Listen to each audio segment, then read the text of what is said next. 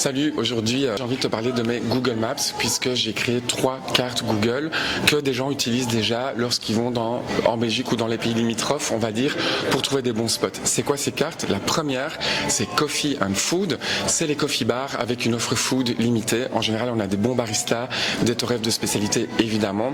C'est une expérience globale et on trouve beaucoup de guides qui référencent ces spots, mais c'est toujours intéressant d'en avoir.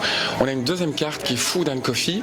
Là, on va être sur une expérience food locale, donc des brasseries, des restaurants, avec des choses qui sortent un petit peu du toast à l'avocat et du banana bread, et on va pouvoir goûter une culture locale avec un café de spécialité qui est encore trop rare.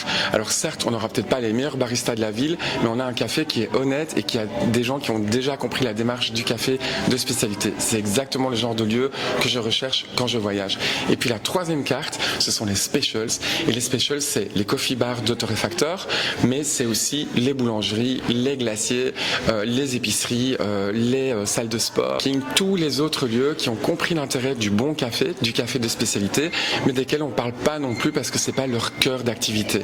C'est exactement aussi le genre de carte que j'utilise personnellement. Quand je vais dans une ville, je veux la bonne boulangerie qui a compris le bon café, c'est un perfect match. Et bien ça, c'est dans les cartes specials. Alors courez sur mon site okcoffee.tips, c'est votre best friend pour vos voyages. À bientôt.